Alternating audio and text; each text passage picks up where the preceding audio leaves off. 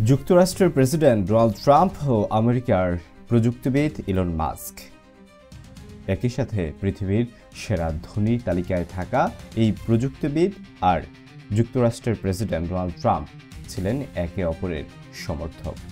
কিন্তু আজ তারা একে অপরকে খোঁচা দিচ্ছেন জনসম্মুখে। বন্ধুত্ব কিভাবে ভাঙল, কি ঘটেছিল পর্দার আড়ালে?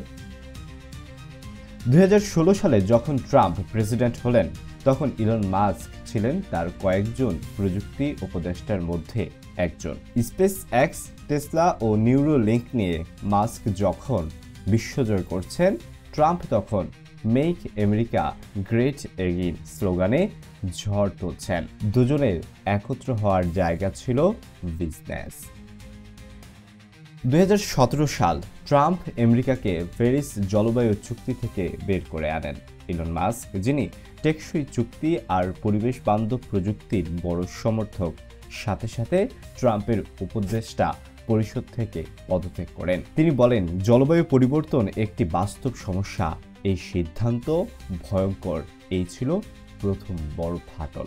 2020 সাল করোনা ভাইরাস বিশ্বজুড়ে তাণ্ডব চালায়। ট্রাম্পের প্রশাসন কোভিড মোকাবেলায় নানা সমালোচনার মুখে পড়েন। ইলন মাস্কও কোভিড নিয়ে বিতর্কিত মন্তব্য করেন। তবে ট্রাম্প নীতির সাথে তার বারবার সংঘর্ষ হয়। টেসলা ফ্যাক্টরি বন্ধ করে রাখা নিয়ে ক্যালিফোর্নিয়া প্রশাসনের বিরুদ্ধে মাস্ক আদালতে যান। ট্রাম্প তখনও মাস্ককে সমর্থন করলেও ব্যক্তিগত ঘনিষ্ঠতা কমে যায়। মাস্ক বারবার বলেন, আমি ট্রাম্পকে সাপোর্ট করি না।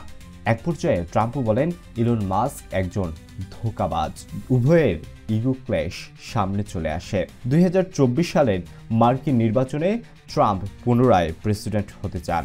ইলন মাস্ক বলেন, তিনি নিউট্রাল, এমনকি কখনো রণ ডেসান্টিস বা অন্য প্রার্থীকে সমর্থন করেন।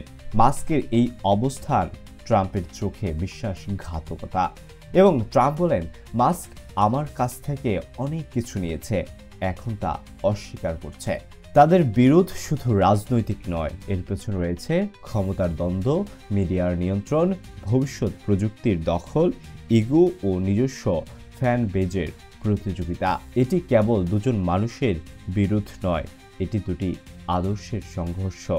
ইতিহাস দেখায়, ক্ষমতা আর প্রভাবের টানাপোড়েনে বন্ধুত্ব ভেঙে যায়। ট্রাম্প ও মাস্কের গল্প আমাদের শেখায়, প্রভাবশালী মানুষের গল্পের পেছনে রাজনীতি, পয়সা আর পলিসি সবকিছুই কাজ করে। প্রশ্ন হলো, ভবিষ্যতে তারা আবার কাছাকাছি আসবে নাকি এই দ্বন্দ্ব আরও বাড়বে?